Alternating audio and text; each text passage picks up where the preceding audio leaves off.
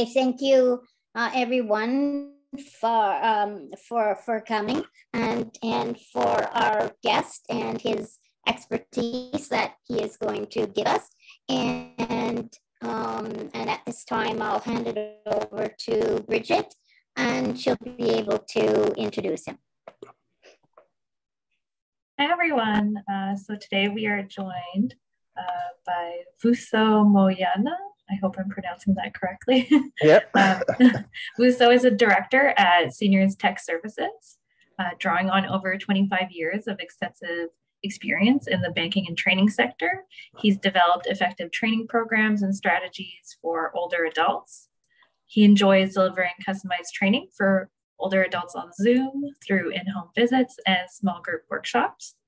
He's delivered nearly 300 workshops for about 10,000 older adults online since the COVID pandemic. Started on how to use technology, social media, and the internet to help them stay connected and enjoy a better quality of life. So welcome, Vuso. Oh, thank you, Bridget. So I'm going to share my screen. Thank you, everyone. It's nice to meet everyone so that we can go through this presentation today on online safety. During COVID, as you know, there were many scams that were going around, and we'll look at some stats later on that show how much money people actually lost during COVID. And even without COVID, we get many scams that some of them are especially targeted towards seniors because they see older adults as soft targets. So we're going to go through our presentation today is going to be looking at some of the scams that we encountered during COVID.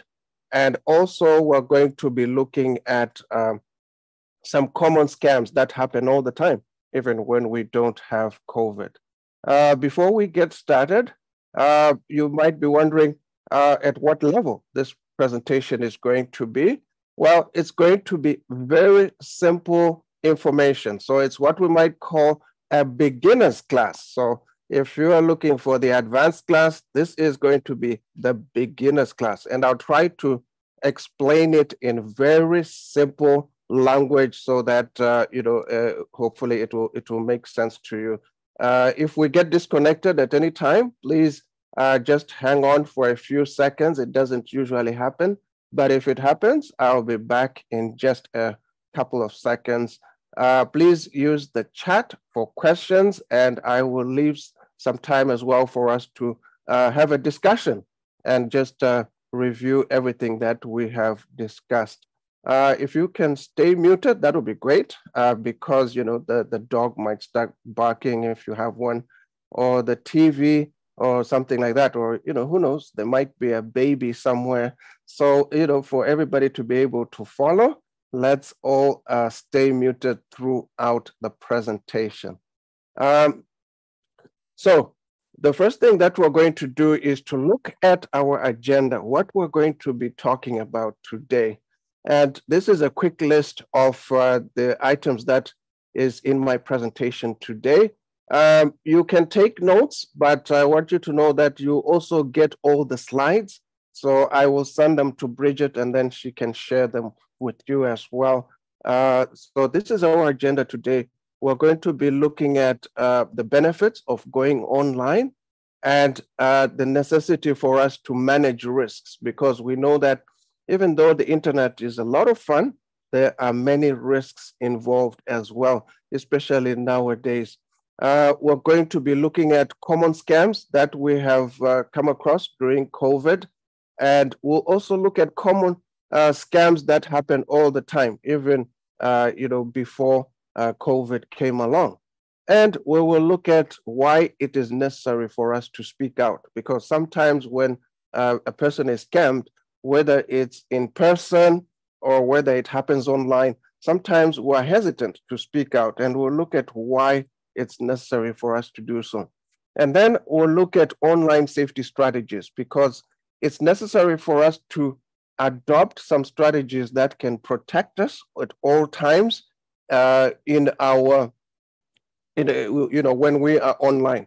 And this includes things like, having an antivirus Software that you probably know already, and others. And then we'll look at passwords and password security, because our passwords are really our first line of defense when it comes to anything that we do online, whether it's online banking, our email, or social media.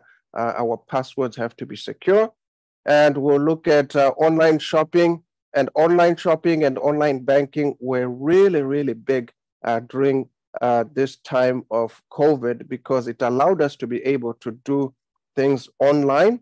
And you can even order food, right? Uber Eats and companies like that. But we need to do it in a very safe way as well. Online dating has become bigger as well nowadays, and even for seniors, there are sites which specialize in offering online dating services for seniors and specialized groups. And we'll look at some of the red flags that we need to watch out for, and also charitable donations as well. And then I'll also provide you with some resources on how you can reach out for help if something happens, and where you can find more information. Most of the information that I'm going to be providing today comes from the Canadian Anti-Fraud Center. It comes from police websites. It comes from bank websites. So I've put it together and just summarized, but of course, there's a lot of other information out there, and you can read those resources and be able to find out on your own. So the first question I will ask you is, why do we go online? What are some of the benefits? So if you can tell me, if anyone would like to answer, let's say you're just going on your computer, or you're going on your iPad, or you're using your phone. What are some of the things that you do online that you enjoy? You can raise your hand or just unmute if you'd like. I like to play games when I go online, and I like to do a lot of social media. What do you guys like to do online?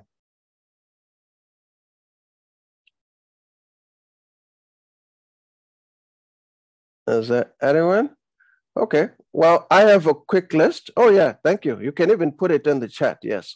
So Linda says she likes to do shopping and searches. So online searching is really big. Yep, so that's the internet is a great source of information, and even things like news, right? You can get local news and you can get international news as well. So the internet is really great for us to be able to find information on it. You know, even sports. If you want to find information about sports, you can find it online. And here are some of the things that we do online.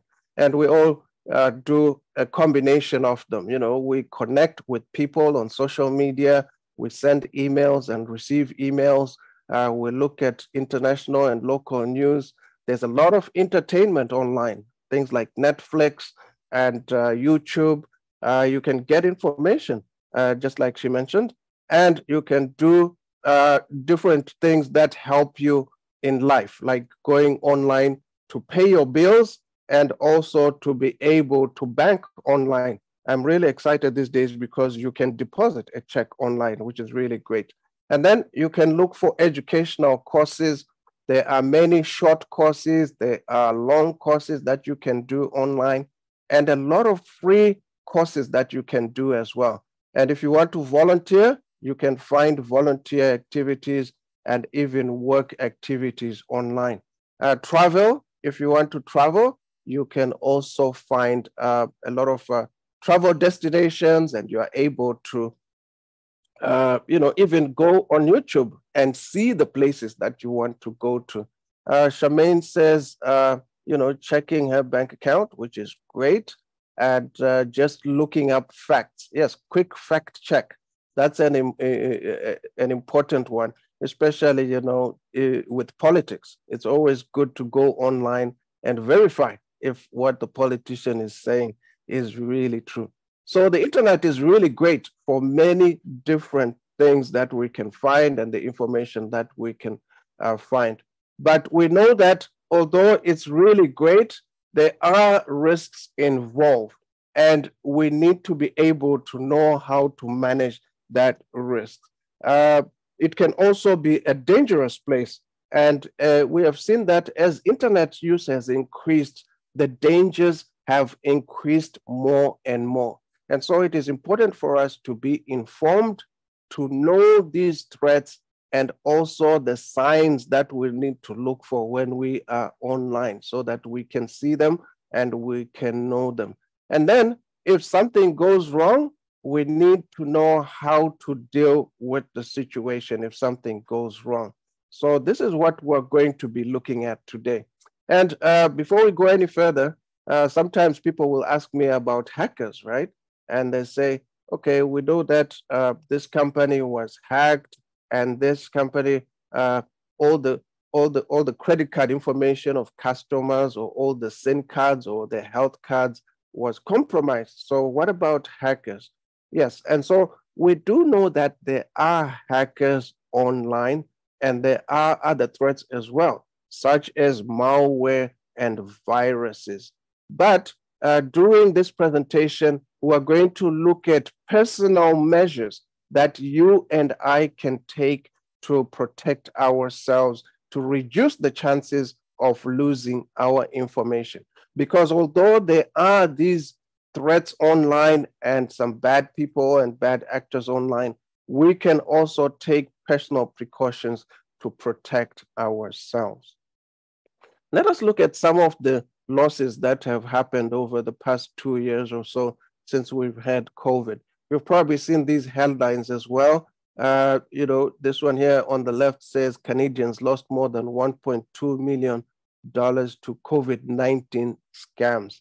And even when the vaccines came, there were scams related to the vaccines themselves, especially when there was a shortage.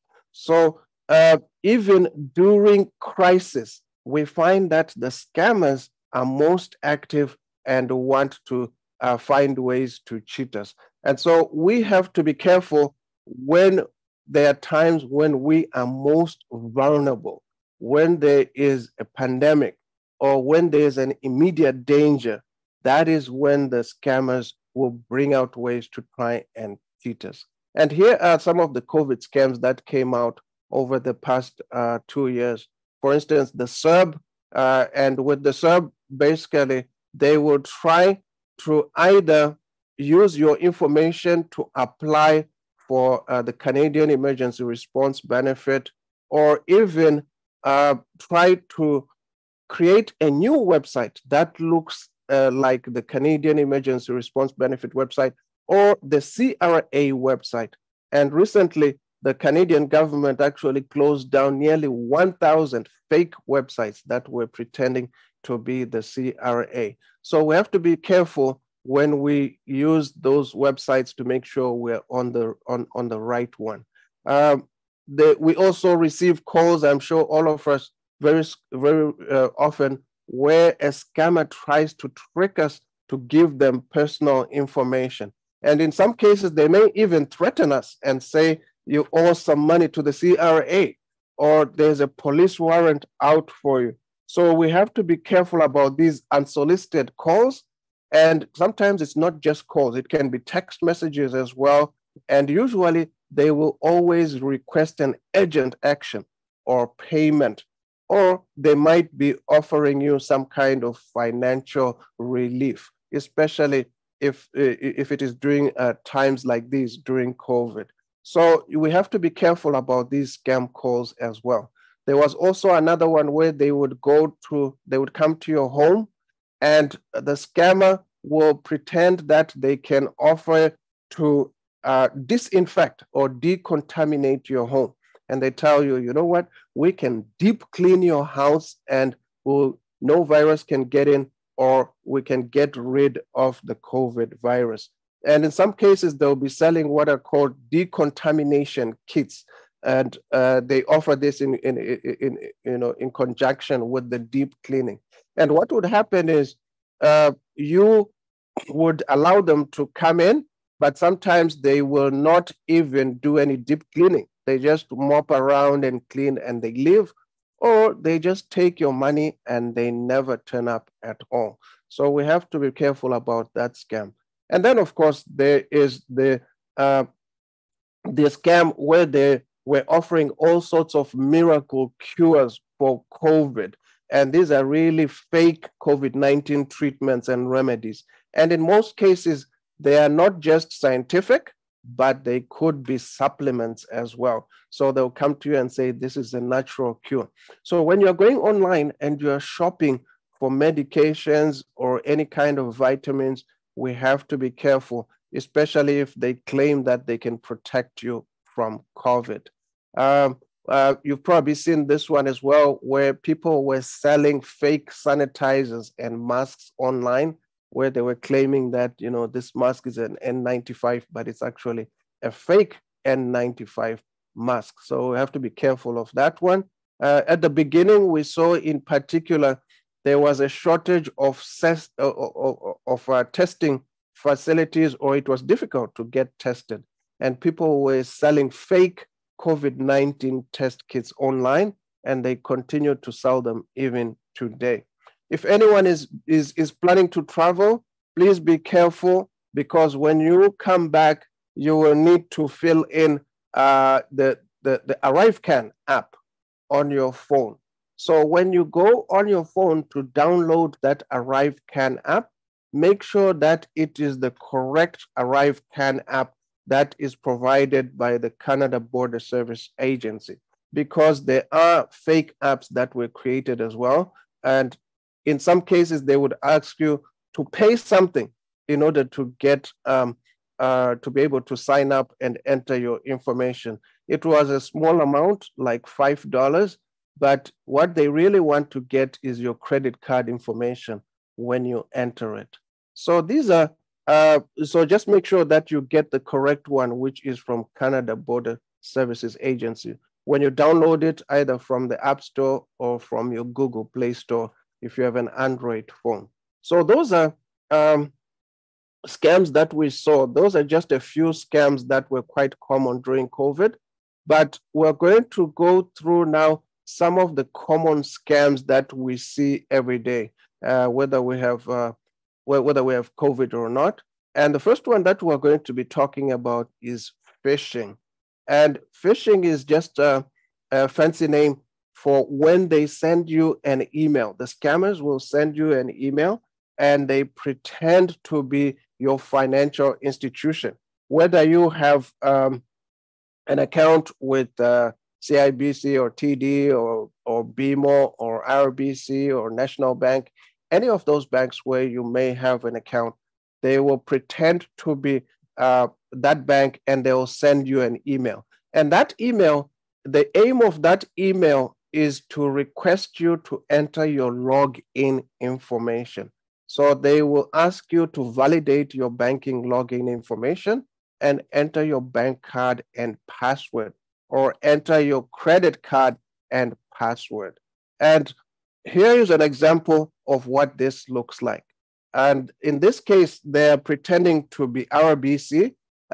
This went around a few years ago. I think it shows 2011 or so. But even today, we still get these kinds of emails where they are using the logo of the bank. So it looks pretty genuine, right? Because it is the actual logo of the bank which has been put into the email, and they are asking you to validate your information or log into, it might be very simple. It says log into your online banking account and then verify your information.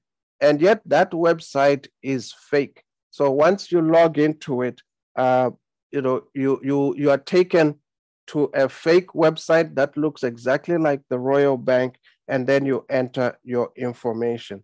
You learned how to create these email messages and websites that look 100% legitimate. But what we need to know is that a banking representative will never contact you this way and ask you to validate your information online. And if you are concerned that this might not be the bank, you must contact your bank directly and not click on the link. Here's another example. This was Canada Post. And here you'll see that, again, they use the Canada Post logo. And even at the bottom right, it's written Canada. So you think, oh, this is legitimate. But when you look at it, there are a few things here that you can find that actually tell you that this is not from Canada Post. First of all, look at the top left where it comes from. It doesn't say Canada Post. The email address says force@sharepointmonk.org. So immediately when you get one of these and you're suspicious, the first clue that you can look at is the email address where it comes from. The way it is written as well, it says, Dear Client Rob, which is very, very informal. And then you can also look through it and see grammatical mistakes in the way it is written. The language is very casual. And it also says, we noticed a parcel was left at our office.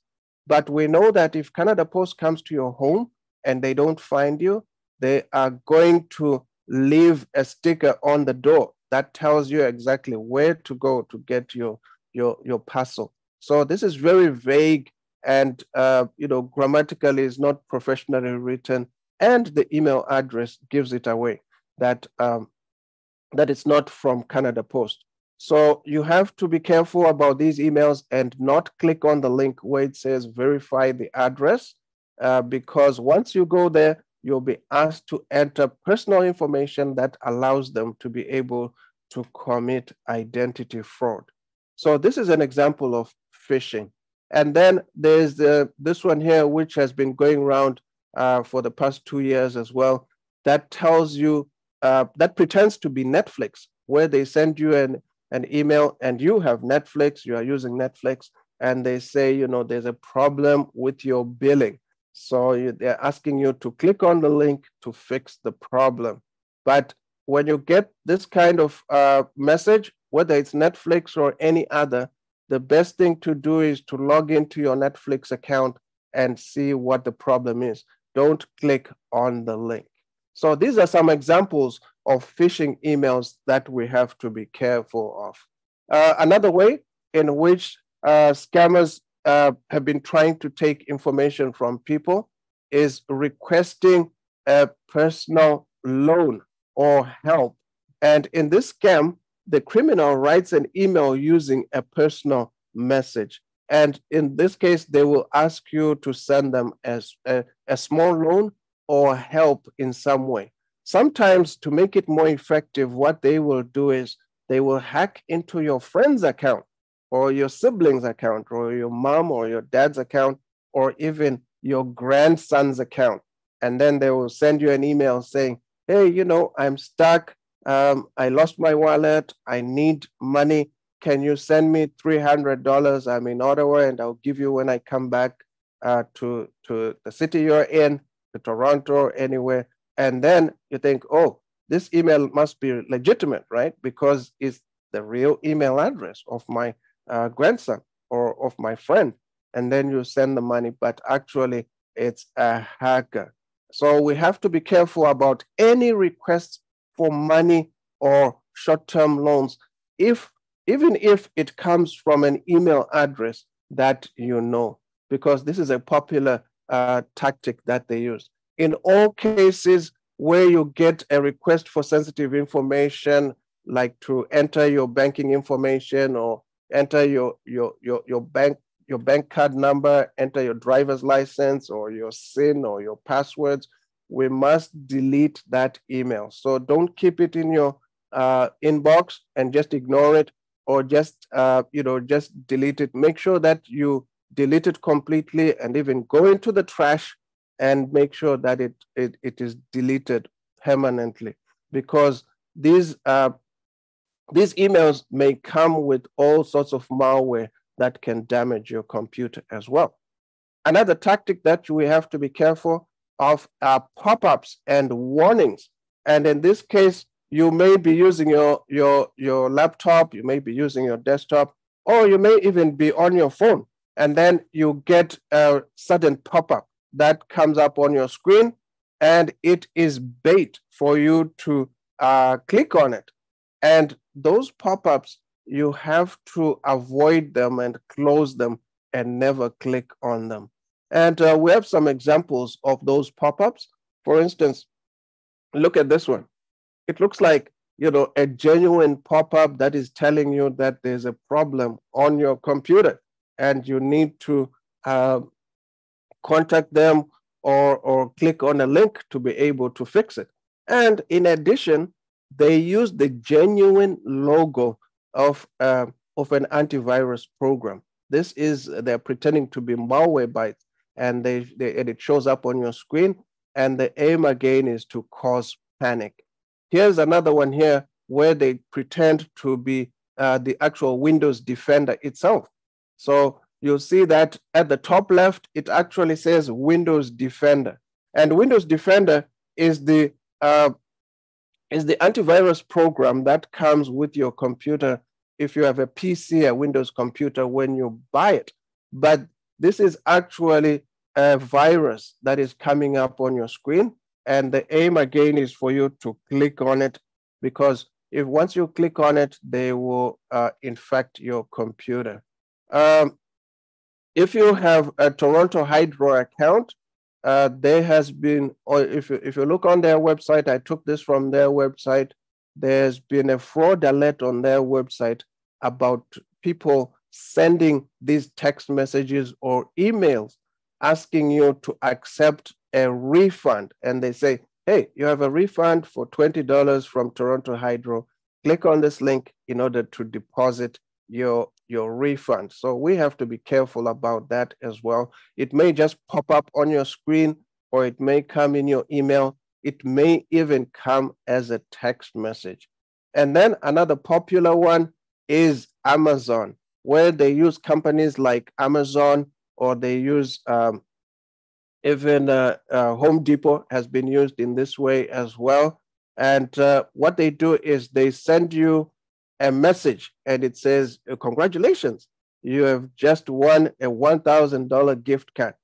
Just click on this link and then you'll be able to redeem it. Even Walmart as well. So they usually use some of these big box stores, and then they tempt you to click on it and enter your information, and before you know it, they have your credit card information. I have many clients, personal clients who I work with, who have also got this Microsoft scam, which is a pop-up that just comes up on your Windows computer. And when it pops up like this, it tells you that you should contact Microsoft because there's something wrong with your computer, and there's a phone number there. And when you call them, what they do, you can see that in this scam, they actually use the Microsoft logo, and they call themselves Microsoft Support. They use the same colors and the same font. Everything looks almost genuine. And then when you call them, they say, hey, yes, we detected that there's a problem with your computer. We need to take control of your computer in order to fix it. And then they are going to connect to your computer. And what happens is they demand money from you. They may lock it up, and then they do what is called ransomware, where they tell you that, okay, you need to pay us $1,000 if you want access to your pictures and documents and your computer. So we have to be very careful of that. Another one is impersonation, which is quite common nowadays. And this is when basically someone pretends to know you, especially on social media. So if you're on social media and someone sends you a friend request, always make sure that you trust that person and you know them. It's not enough just to know that they're a friend of a friend, because in many cases, they may come to you and say, hey, I'm a friend of this person that you're friends with, and they give you a very long story, but their ultimate aim is to gain your confidence. And once they have gained your confidence, they are able to suggest certain things to you. They might say, look, I have this investment. It's a great investment. If you put in $10,000 after 3 months, you get $30,000. Or they might make it simple and say, hey, we're giving 20% returns on this. And sometimes these scammers work in conjunction with financial planners. So when you call someone who is a financial planner or who they refer you to, or even a licensed person in a bank, they will say, yeah, I think it's a great plan, and then you fall for it. So if you ever find someone offering you schemes that are too good to be true, or returns, or even investments, right? We know that during COVID, many companies were offering high returns for if you invest your money in stocks that are related to companies that are making vaccines.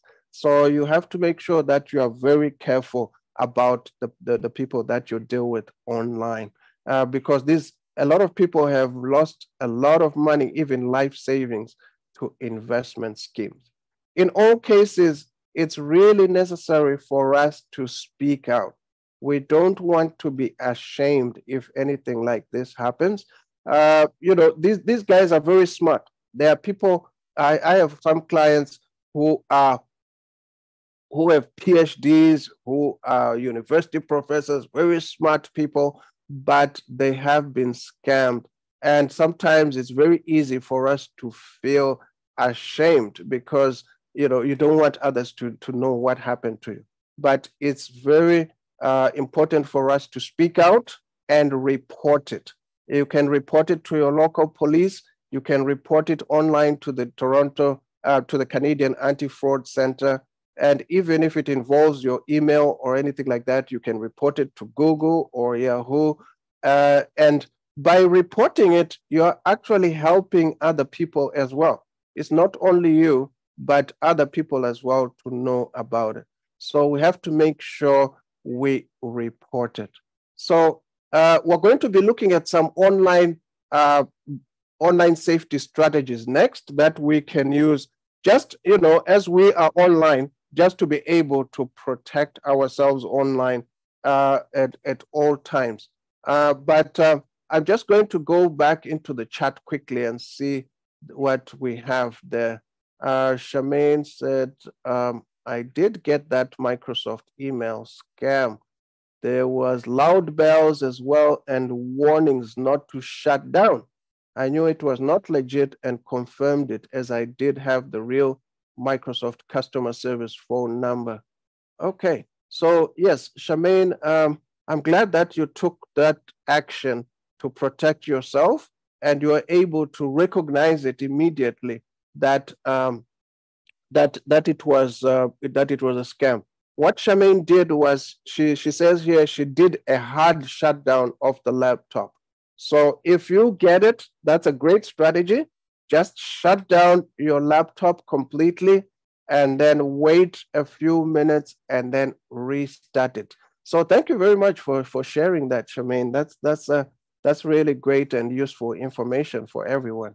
So let's look at some online safety strategies. And throughout the presentation, if you have experienced something or you want to share something with others, please feel free to do so because it will be helpful for everyone.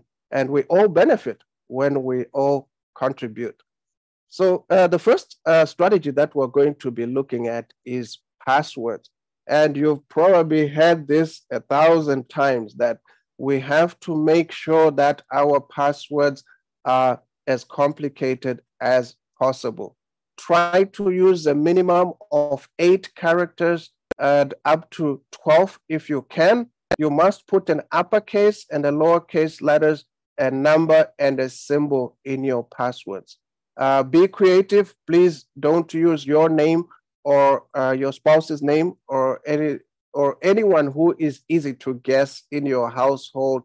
And if you get, let's say you have Wi-Fi installed in your house or you buy any kind of device and they give you a default password, please make sure you change it.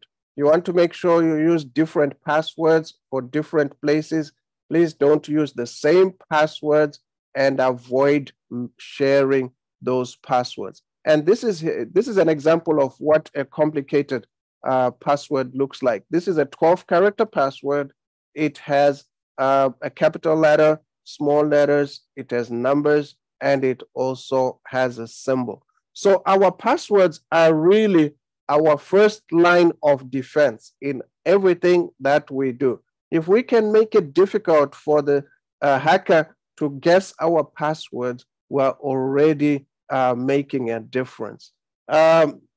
Here's a quick table that I found online that I thought I would share with you. It's really interesting how long it will take for a hacker to get into an account if the password, for instance, has just small letters. So if it has lowercase letters only, and if you look at the number 1 at the top left, it has lowercase letters only, it has 1 character, they can get in instantly. If it has 8 characters and they're all lowercase, they can get in instantly again.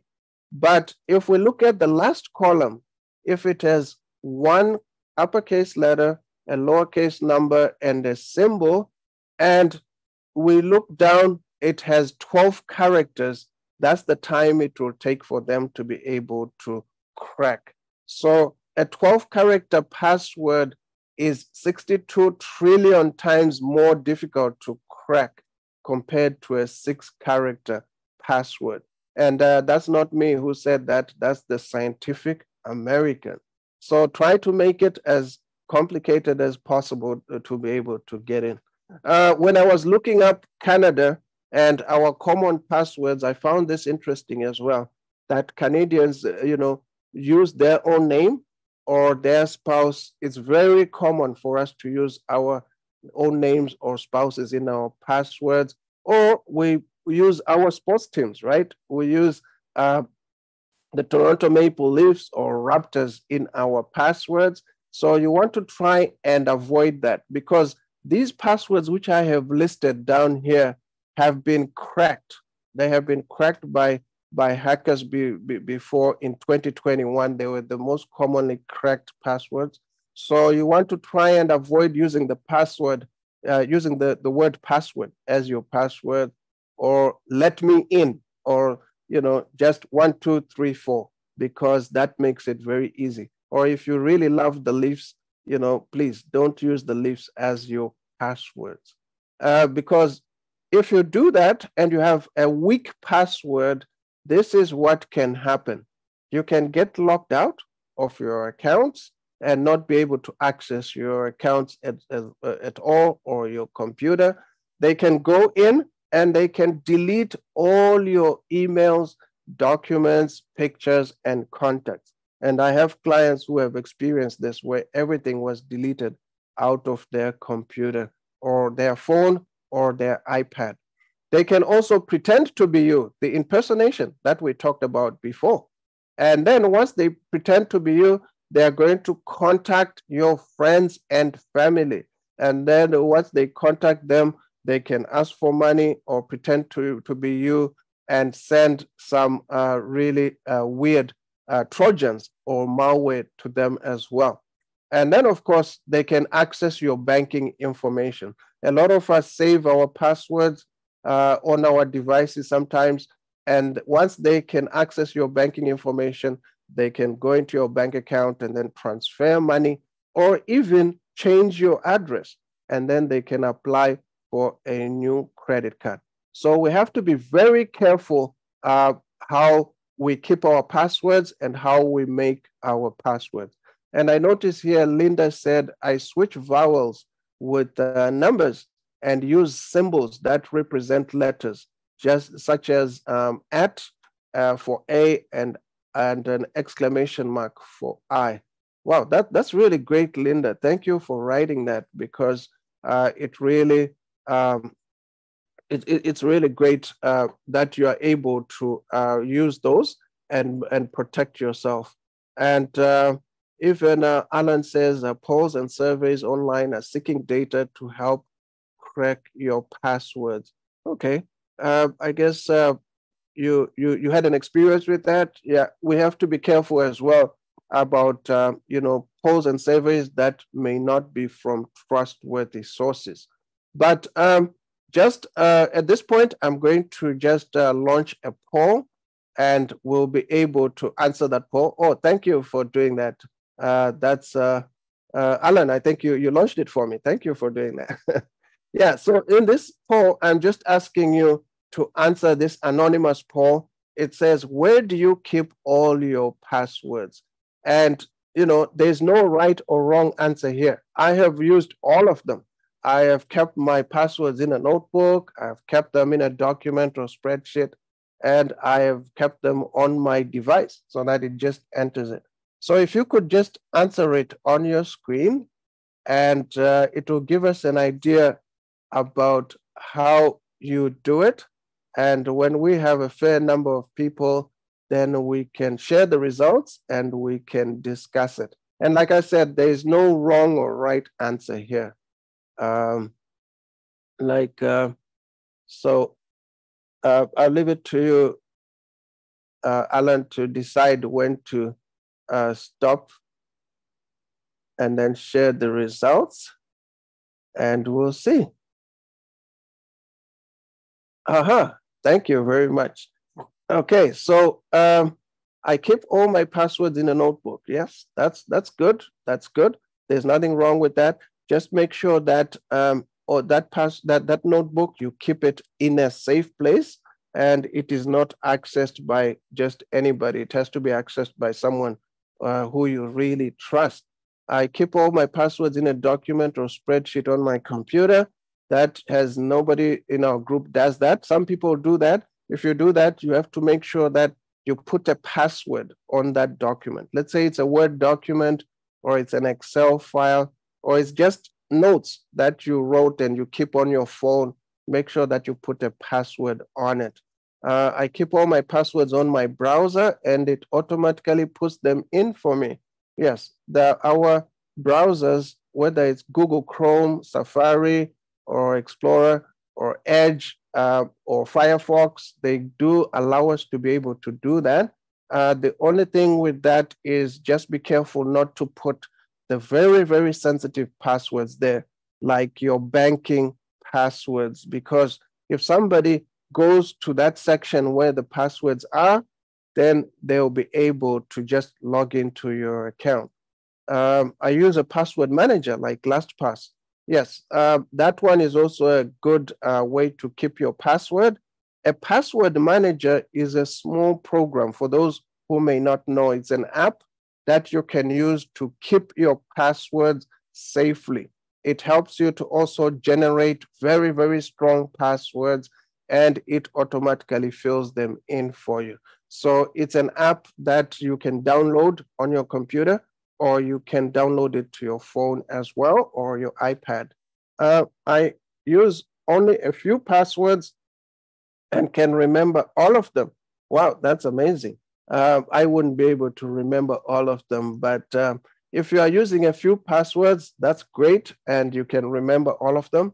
Try to make sure that you don't use the same password everywhere. Like, for instance, if you are using the password Toronto, and then you are using it everywhere, or you put a slight variation and say Toronto 1, Toronto 2, Toronto 3, try to change the word itself, Toronto, so that it will make it safer. So thank you very much for doing that. It's always interesting to know how we all keep our passwords and how we can make them safer. One thing that you can do to make your login and your passwords much safer is multi-factor authentication. It's called two-factor authentication as well. And it allows you simply, well, what is multi-factor authentication? Simply, if you want to log into your email, or you want to log into your Facebook, or you want to log into your banking, you will be asked to enter your email address and your password, and then you have to do something else. You have to put in a little code that is sent to your phone as a text message or email, or you also can use your fingerprint biometric features. You can use your fingerprint or your face. Some of the phones that we have nowadays, you can open it by looking at it with your face, and it only recognizes your face. So that is what is called multi-factor authentication. And here is an illustration of it. So in this case, on the left-hand side, we see the laptop. and we're asked to enter our email and our password. And this could be for anything. It could be for our email address. It could be for social media. You type them in, and then you have to do a third step, which is you have to enter a code from your phone, either sent to the phone by text message, or it is something that you can generate on the phone itself. And this is guaranteed to stop hacking, hackers getting into your account 99%. So Microsoft did a survey, and they said multi-factor authentication blocks 99% of all password safety issues. Again, it's not me. This is Microsoft. So if you can have a two-factor authentication on your accounts, 99% of the time, you are safe. And if you have an Aeroplan account, you might have noticed that Aeroplan is one of the accounts where now they're actually forcing people to have two-factor authentication. When you try to log into the website, you put in your email address and password, and then they will send a code to your email. And you have to enter that code in order to be able to log in. And the secret number, of course, is 99% of hacking attempts. So it's quite safe. Let us look at email. And in this case, we are going to look at unsolicited email, because we know that sometimes we will receive emails that we don't want. And when we do that, even if they might not be dangerous as such, we have different options to be able to stop them. The first one is we can unsubscribe. If you go to the bottom of every email from every company, there's a link to unsubscribe. And after you have unsubscribed, they are not allowed to send you any more emails. Otherwise, they may get a fine. Now, when you unsubscribe, sometimes people will say, I unsubscribe, but I still get emails from them. What's going on? Well, sometimes when you click the unsubscribe, there's another step, another website where it takes you, where you have to complete the unsubscribe process. So make sure you unsubscribe from properly. And sometimes, they put in all sorts of a kind of survey. Do you want to unsubscribe from just promotional email? Do you want to unsubscribe from everything? Do you want to still receive this? So you make sure that you unsubscribe properly. If you are not sure about the email, please don't click on the links. Just avoid clicking on the links, even if it doesn't look dangerous to you. But if you're not sure why or how they're sending you this email, just don't click on the links. And if you really want to find out how they got your email address and why they're sending you emails, you can call them and also go on Google and just find out what is the company. And in most cases, if you call them and tell them, I want you to take me off your mailing list, they will take you off straight away with most cases. Let us look at our phones. So our phones have privacy settings. So if you have an iPhone or you have an Android phone, it has privacy settings. And when you go to those privacy settings, it's always good for you to go there and check the privacy settings to see what is allowed. For instance, if you are playing a game on your, let's say you are playing solitaire on your device, and it's asking to you to check your location, or it wants to track your location, you may ask, why does it need to know where I am? It doesn't need to. So you can stop location services and change your privacy settings. But it's not only the phone's privacy settings as well, it's the apps themselves. So each app always, it's looking to collect information for us. Some of them try to track us to see what else we're doing on our devices. You want to go into your phone, whether it's an Android or an iPhone, and make sure you check your privacy settings, because you want to make sure that you are not being tracked everywhere you go. Facebook and social media also has many privacy settings that we can adjust. So on our Facebook pages, we can choose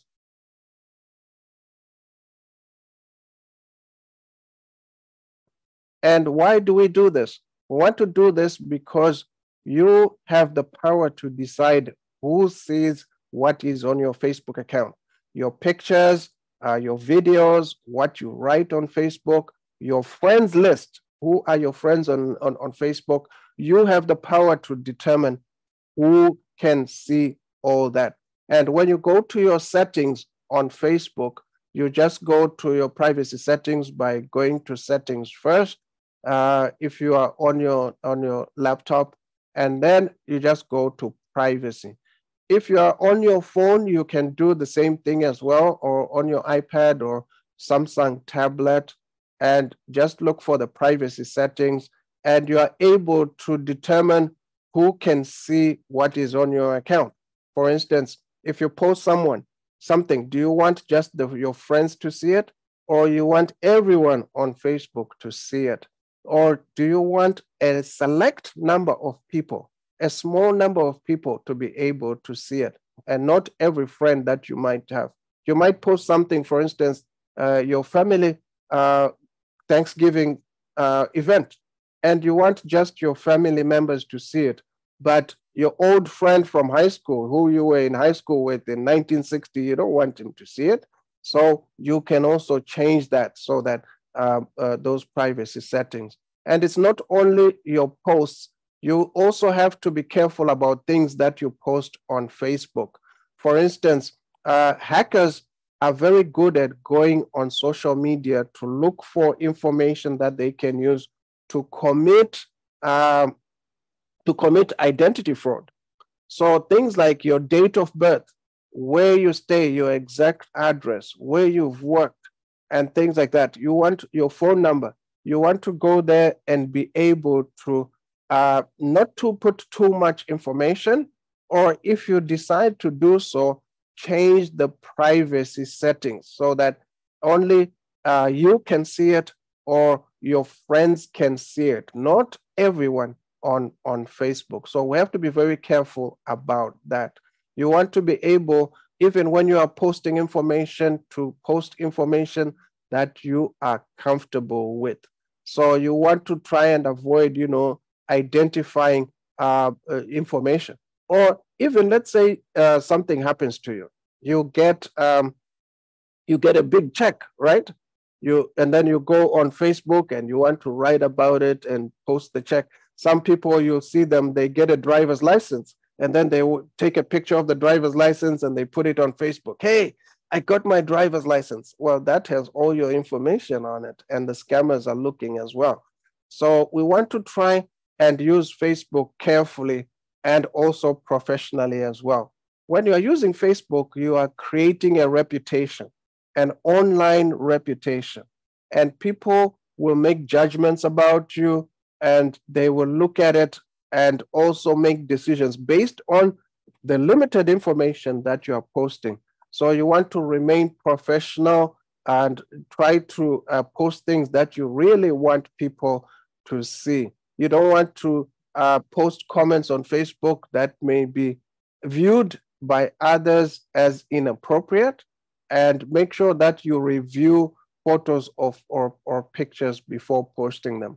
If you are posting pictures, it's always nice to let people know who are going to be in the picture that, hey, we were at the wedding, and I took a picture of everyone at our table. I'm going to put it on Facebook because some people may not want it. So privacy is very important, and you want to make sure that you use a strong password as well. Just make sure that you always use a strong password on your social media accounts. And if you want, you can also do the two-factor authentication that I talked about. What about the devices themselves, right?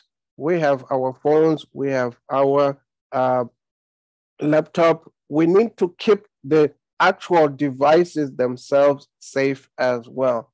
We need to make sure that we have an antivirus program if we're using a Windows computer. And there are many different types of antivirus programs. I've just listed there Norton and McAfee. There's Malwarebytes. There's Avast, and there are many others. Total Security. So you want to check those antivirus software and see what can I get for the free version, and do I need to pay a fee in order for me to be absolutely protected. So you want to look at the features that are included with the free version and make sure that you install a safe antivirus program. In addition, you need to update your software. So you need to make sure that at all times your software is up to date. Because if you have an antivirus software on your device and it's not up to date, then it's risky because the hackers can still go in and be able to attack you that way. The next thing that we'll look at is online shopping. And I like online shopping. I'm always using websites like Amazon, and other websites like that to be able to buy things. And sometimes you find some really good deals. But when you're doing online shopping as well, we have to be careful that we don't do it in a risky way. We want to use reputable sites. Just like when you go into a mall, you're going to look for a reputable store where you know that you get good quality, what's their returns policy, and also you know that you might have used it before and you had a good experience. So try to use reputable sites and secure websites. What do we mean by a secure website? A secure website is one which has a lock. So if you look on the bottom right of the screen, you will see it says HTTPS, which is symbolizes that is a secure website and it has security on it. It has a security certificate. So if you see one with HTTP and doesn't have a lock, or the lock is open, then do not enter sensitive information on that website, like your driver's license or credit card or anything. Always look for at the top left of the link and you will see HTTPS. Even if you look at your banking websites, you will see HTTPS. You want to avoid suspicious links. Sometimes you get friends sending you links and saying, hey, here's a very good deal on social media or anywhere, or email. You want to be able to look at those links and be sure that they are not suspicious. Sometimes people send things and they haven't really looked at them. If you are not sure, go to Google. And if a friend of yours sends you a link and says, there's a really great deal at Walmart, click on this link, is 50% off. And then you are not really sure about it, go to the Walmart website and look for that deal and see if it's real. And then you can just click on it. We want to monitor our credit card accounts and make sure that our statements, that there are no questionable transactions. In the past, it used to be if you used a credit card and you were scammed, you would get a refund within 48 hours. But and so people used to say it's better to use credit cards in order to get the money back quickly. But banks nowadays are fairly quick as well. But in some cases, they may take some days or a week or 10 days to investigate.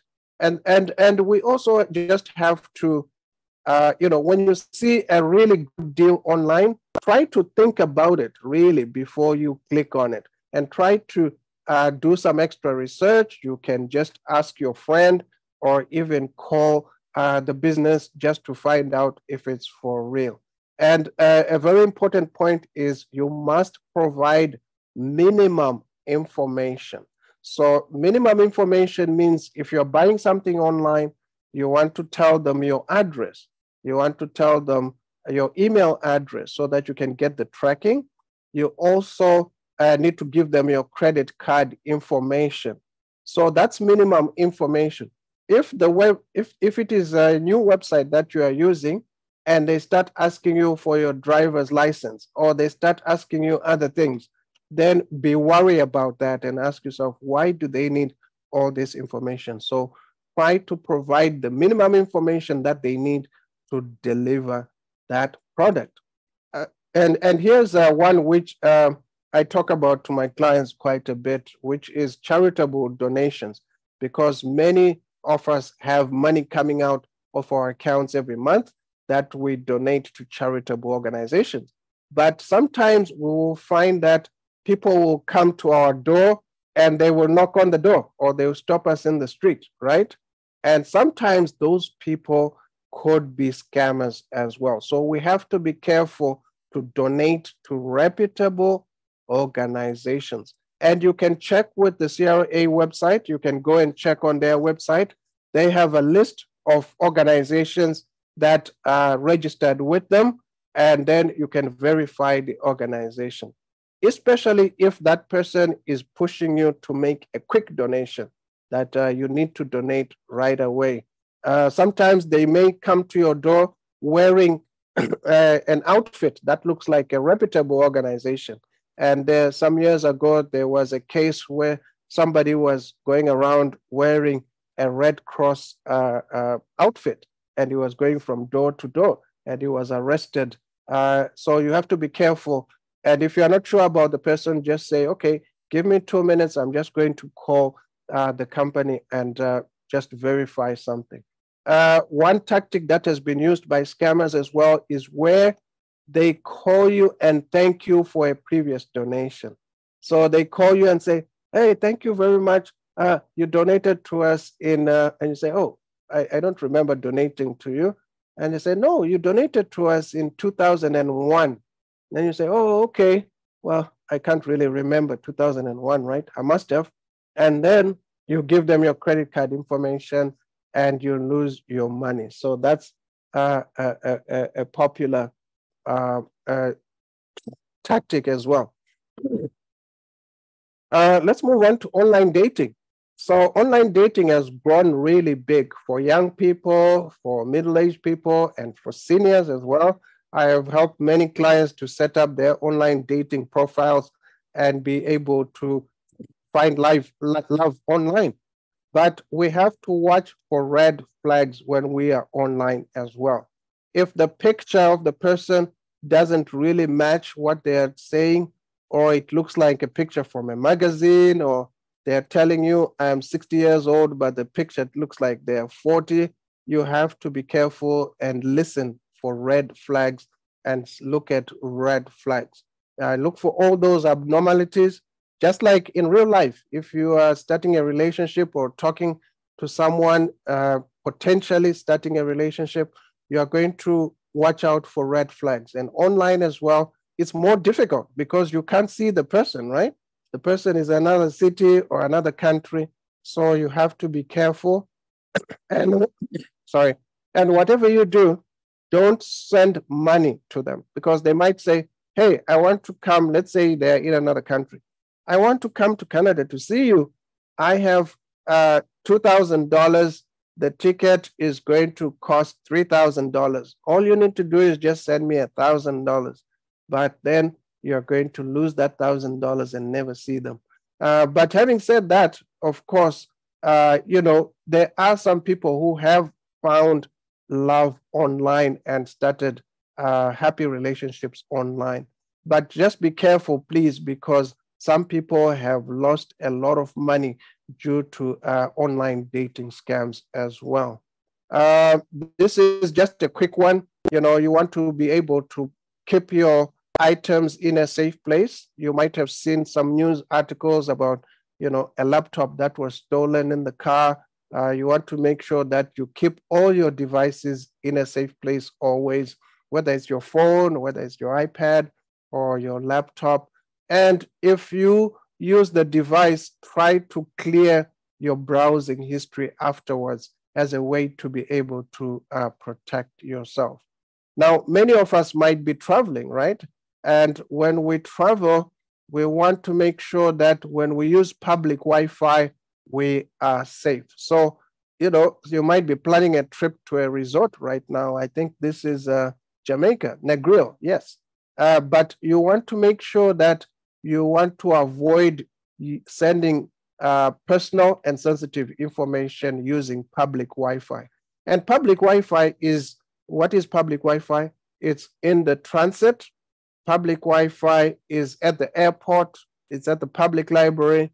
It's in restaurants, and it's in malls as well. So if you go into a mall, they say, hey, we have free Wi-Fi. That is public Wi-Fi.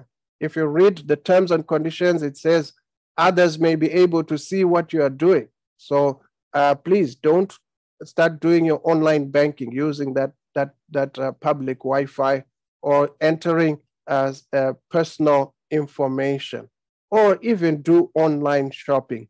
And especially when you go to airports, when you are passing through airports, you want to make sure that you protect yourself and don't enter confidential information. We talked a little bit about keeping our devices updated. We have to make sure that whether it's a phone or whether it's your laptop or your tablet, that it's up to date all the time, because some of those updates are actually security updates. So it needs to be updated at all time in order to be safe. So please make sure that you keep your devices updated. Most of the time, we don't need to do anything. We just need to plug it in, and overnight over Wi-Fi, it's going to update itself. But it's always important to be able to keep it updated. Other tips, please try to verify information before you do anything. For instance, you want to try and do some research, navigate health data. If you see a supplement online, or if somebody tells you that this is a really great pill or something like that, do some research on it. You can go to their reputable websites like the Mayo Clinic, WebMD, read up on it, and even ask your doctor, is this really true? Because there are also some scams that happen online where people buy certain vitamins or supplements that are absolutely of no use to anyone. So you want to try and know fact from fiction. If you have a caregiver, sometimes it's necessary for all of us to have a caregiver look after us, whether it's a family member or it's someone, a PSW from an agency. You want to make sure that that is a trusted person, and if necessary, if it is an agency, that there is a legal agreement with you, so that if something, because sometimes you may have to give your caregiver your bank card, right? And you say, please go to the supermarket and here's my PIN number, go and buy groceries for me. But if something goes wrong, you want to make sure that you're protected, and you can also report the abuse, because we know that financial abuse of seniors also exists. So we must make sure that we are protected. There's a good website called snopes.com. It has a list of all the scams that go around regularly. So if you see something that's too good to be true, visit that website, and then you'll be able to read on it. And these are some resources that you will find in the handout when I send it out to you, where you can reach out for help, or where you can report, if something goes wrong as well. The Canadian Anti-Fraud Center is a good place, and also your bank. You can contact the bank's website. And if something happens with your credit, you need to contact our credit reporting agencies. And even if something happens to you, it's good if you contact the police, depending on the city that you are on. If you go to their website, you will see some great resources and phone numbers that you can contact if you need to. So at this point, I'm going to stop there, and we'll have a look at some of the things that you have written in the chat. And like I said, you're going to get these slides again, and then you'll be able to review it. But I hope that you found some of the information helpful. So Linda says, comment to poll, but never write the actual password in my notebook. Just a hint to remind me of what the password is. Okay, yeah, that's a great one, Linda. So basically, she just puts a hint in the notebook, and then that allows her to be able to go in and type the password, which is a tactic which I have seen being used by others today. Just realized with laptop at trailer, documents in my laptop case, unlike at home, were stored elsewhere. I'm moving the documents as soon as this Zoom session is over. Okay, yeah, Charmaine, that's a great plan, because if you are going to keep your important documents, or even in the laptop case itself, you want to make sure that it's secure and that nobody can just open it and take it. Alan says, I'm a big fan of the password manager. Okay. So Alan, I'll be interested to know which password manager do you use? I originally started with LastPass. Uh-huh. And then because you could use it both on your phone as well as on your computer and other devices. And then they changed it to being a paid system. You could use it only on one device. Uh-huh. Right. They also added other features to that, where that if you're not heard of, or something happens to you, that you can send that information like within 7 days or 3 days or something like that to another person, a trusted person that could then have access to all of your passwords. So this is good for a lot of reasons. If you're sick, or if it's an estate situation that your executor or anyone, caregiver of any sort, can have access to that.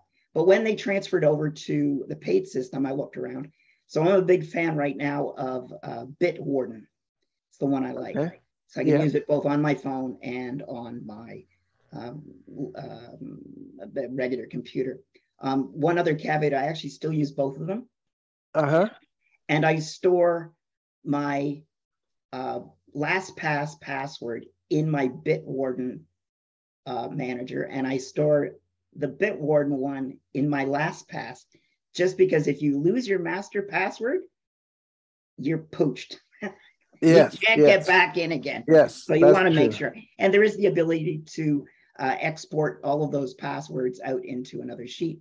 Again, be careful where that you're shared. So you can transfer between password managers with that. So that's where I go. It's free and it seems to work well. You can also store credit card information. So if you're filling things out online, you have to keep them on the store's website. So if they get hacked, it's not going to stay there. You keep it on your own system. So that's what I'm using. No, thank you. Yes, and for those who don't know what a password manager is, the one he was talking about is called LastPass, and basically it allows you to be able to put in your passwords for you and be able to access your accounts that way if you want to log in. So I also have LastPass, and I can show you what it looks like. It's just an app that it's an extension that you put on your device. Yeah, and you can see that here it has all my passwords. Yeah, that's great. Yeah, and there are also others as well, like One Password Manager. Norton has also got one.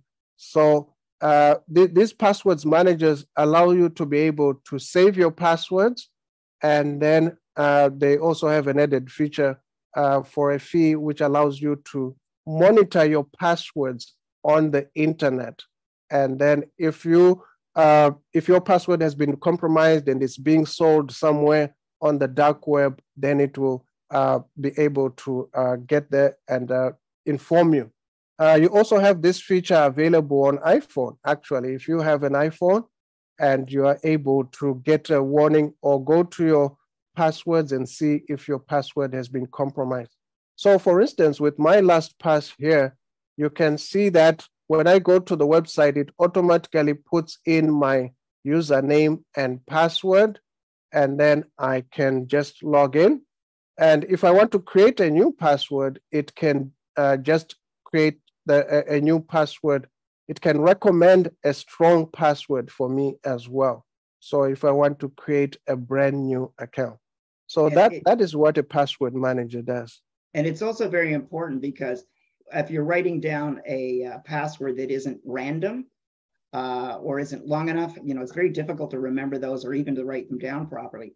So these password managers can get, as long as you like and as complicated that no one's going to be able to crack them, because often they can use the brute force to break in, and if it's got some of the information that they've pulled off the internet, your birth date, your name, your dog's name, your whatever, and if we use those in our passwords, they'll pull that information to narrow down the search of what they're doing. So again, I say big fan of the passwords managers. Bitwarden works very well, and it's free. So no, that's great. Thank you. Yeah, that's great information. Thank you very much.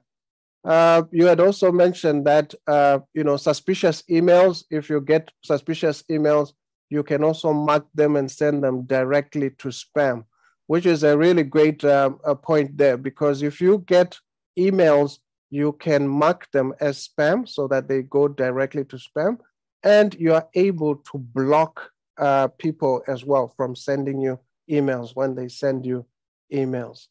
Charmaine, you mentioned that is the free McAfee with Bell Internet updated?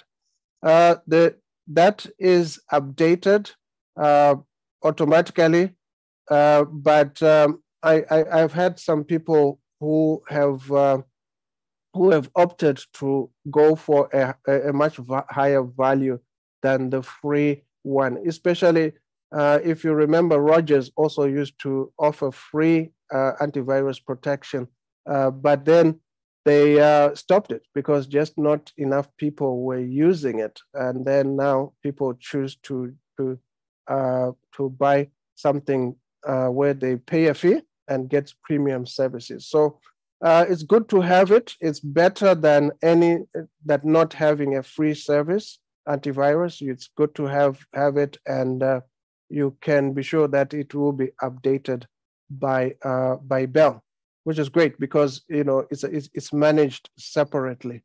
But if you want extra protection, you can look at premium features as well. Sometimes they have some really great deals where you get $30 for the whole year, or usually they're between $30 and $50, and you get a lot of protection as well.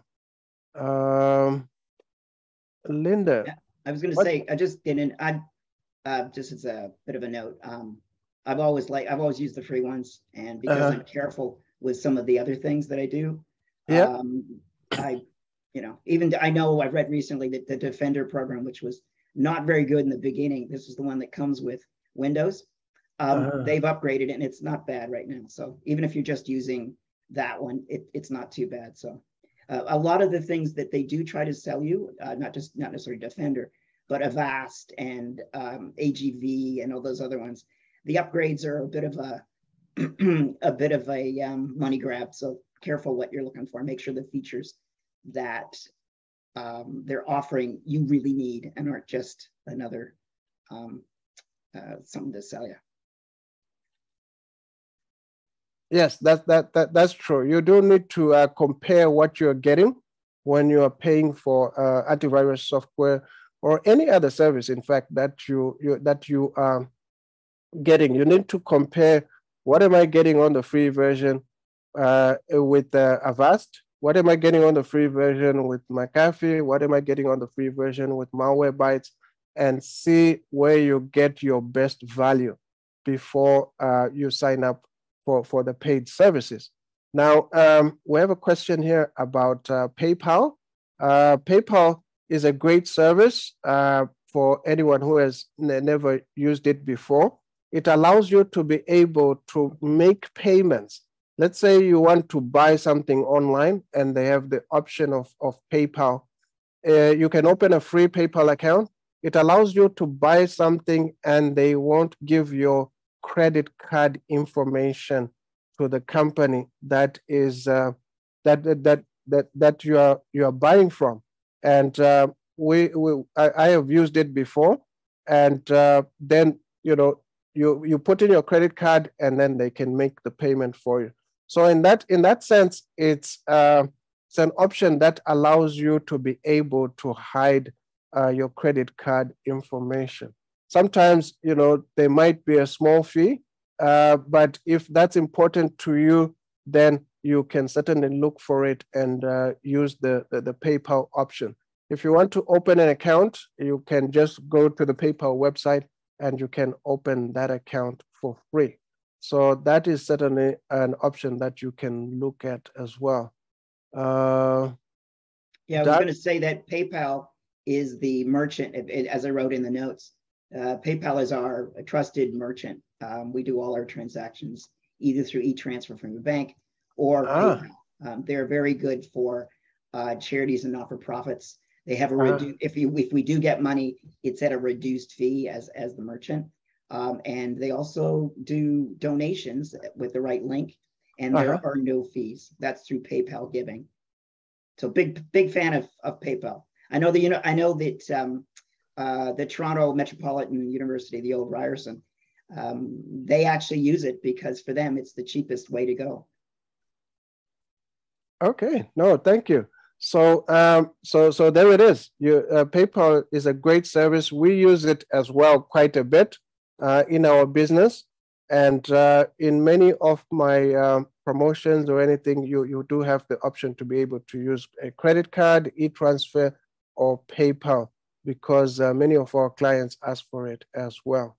So I noticed that we've kind of reached towards the end of our presentation.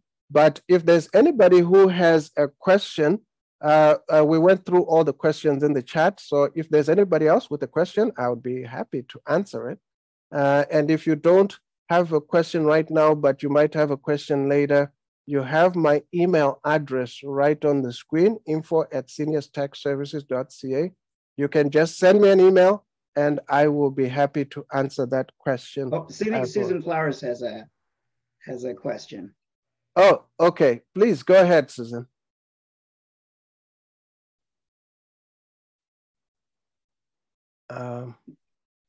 Yeah, there we go. Okay. Oh, yes. Just trying to unmute right now, I think is what's happening. Okay. There we go.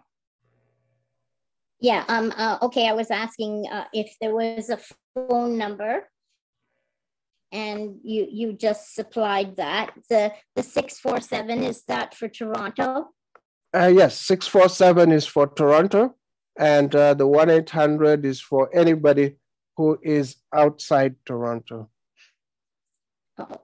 Or you can use it as well in Toronto, but 647 if you're in Toronto, that's good.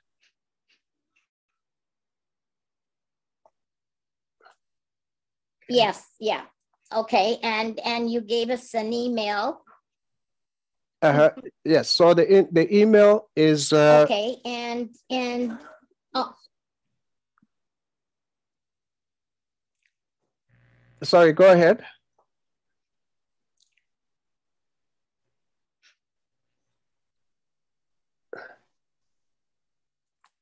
okay, okay, and Susan? I was wondering, is there any? Yes. Is there any way that a person can come for a home visit, and what does it cost? Okay, yes, we do have tutors who come to people's homes, and we provide in-home training in your home. And in Toronto, if you're in Toronto, it's $60 an hour plus tax. And then there will be a small fee for fuel, depending on the mileage to come to your home. But if you are interested in that, I can certainly give you more information afterwards. You can send me an email or call. Okay, because I don't have any family here, and I live by myself. So okay, and can I ask? I'm using an Apple iPad, and I received this Christmas. It will be 10 years old. So should I update it? Okay. Because I'm starting to have trouble with doing Zoom. Okay. I use an iPad as well, and I'm not sure if mine is. It could be close to 10 years, but it depends. So at some stage, all these devices, whether it's an iPad or Android or Samsung, so after a certain number of years, you can't run the most modern apps. So when you try to use certain apps or certain programs on it, it will tell you that, oh, your device is too old now. You need to get a new one. So, but if you are able to do most of what you want to do with it, then that's okay. But certainly, some of the way they create the apps and the programs now, and all the updates that come up now, they just kind of make the old ones obsolete, unfortunately. So. Yeah. Yeah, because the last couple of weeks. Oh, we stalled a little, but I was going to say that I have the iPad, the original iPad Mini, and it was having problems. I couldn't update the OS anymore, and then some of the apps stopped updating. So I upgraded earlier this year to a newer, just regular iPad. So just with Wi-Fi. And of course, you can always do the same kind of thing on your phone too, if you have a smartphone. So that works. Yeah. I don't have one. Right. So.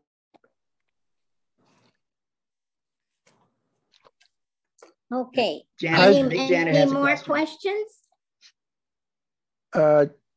Yes, I have one. I use Microsoft Edge, and when I open it up, it says I can open up like a regular window or a private window. Like, how private is that? Yeah. How secure?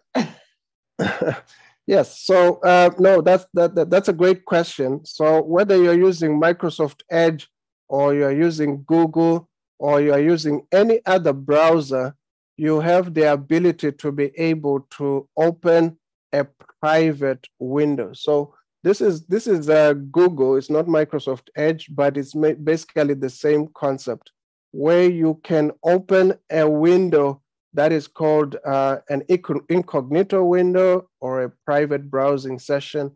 And all the browsers have that ability. And when you go there, it will tell you that when you use that private browsing, it won't remember things that you have done, websites that you have visited. It won't save cookies and the site data. So in that sense, if you don't want your computer to remember what you have been doing, whether you are using Edge or Safari or even Google, you can use the in private browsing. And because of that, it allows you to have a level of higher security, in the sense that it doesn't leave a trail behind. So you are doing everything privately, and then as soon as you close the browser, when you have finished doing what you are doing, let's say you have been doing your banking and you're able to access your online banking or anything like that, and then when you have finished and you close your browser, it won't remember it or keep it in memory. Okay. Whereas if I do anything when I'm not using that incognito, someone or you yourself can just go and look at the history, and then you are going to look at what you've been doing. You can see all the websites that have been visited. You can see I was doing my banking before. I was on Facebook. You can see everything that I've been doing. So when you're in incognito, then you can you don't have that history kept on your screen, so, or on your computer, which is really great. Mm-hmm. What are your there's also Brave and DuckDuckGo plus Opera. Those are other browsers. Brave and DuckDuckGo are privacy is built, like it's just built in. So when you close, it will delete everything as well.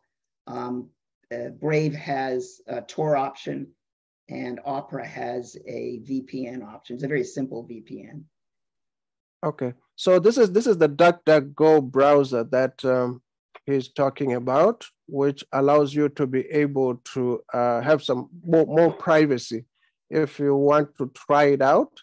But you can just go to the website and then you can just download it or add it to your Microsoft Edge, or even it comes as a separate browser.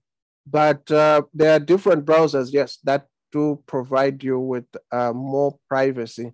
But that's just a solution that you can use just to go incognito and hide as well. So yeah, that's a great question. Thank you.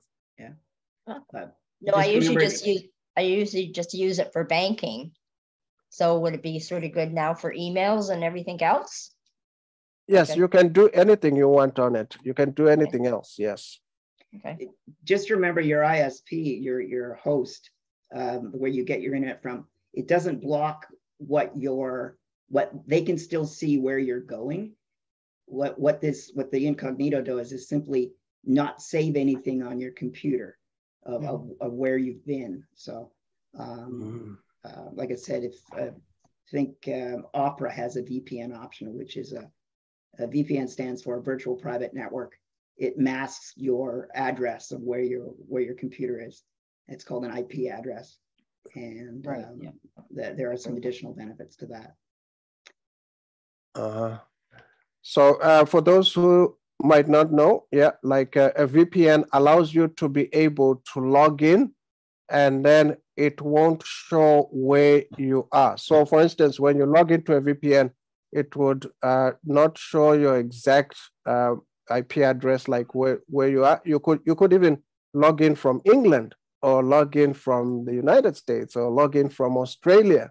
And it allows you in that sense to give you more security. So there are free ones, and there are also ones which you can pay a fee for, and then you'll be able to add more security to your Wi-Fi on your device, to your IP address. Yes. Yeah. It's also a pretty good thing if you're using public Wi-Fi is to use a VPN so that others can't see what you're doing, even though the Wi-Fi is public. Through a VPN, your connection is encrypted. Okay. Now we're getting pretty technical, but but there you go. So thank you very much. Oh, is there another one in the chat? Let me have a look. I see there's a one there. Linda, Apple is starting to offer similar security like VPN. Yes, that's true. Thank you for sharing that. Okay. No, we don't have any other questions. Yeah. All right. Is there anybody else who might have a question? No. I know we've taken you way over time. Sorry about that. No, it's very good. Thank you so much for this. I think we've lost Susan, so I will thank you very much for Vuso for doing the presentation. I think it's really been informative. We've started off slow and easy, and also given a lot of options in terms of what we can do to increase our privacy and security online. I know it's a wide topic. Some it's beginners, and I'd be really curious to know what your advanced sessions might have. So we may revisit that as well. Hopefully we can continue to do this. So thank you very much, and I really appreciate everything you've done here, and thank you for going. Rashid, did you have any closing remarks? No, just I thought it was a great session. Thank you everyone for participating, and thank you so much, Vuso. I thought it was really, really interesting. Okay. Well, thank you for having me. It was really nice to meet everyone. So thank you, and I hope you found the information useful. I will send the slides just like I said, and if you have any questions, please feel free to contact me at any time. Very good. Okay, thank you so much. Susan's just coming back in now, but I just let her know. Susan, we did the sign off. Sorry we missed you there, but thanks everybody for coming. We'll see you at the next one. The next one is on September 23rd, right? We're going to do our paint night, our paint therapy. So tell everybody and let them know that we're going to have a fun time, and we'll need to send out some materials to you. So register soon, and I'll have that up available on the DAC website shortly. Okay, cheers everybody.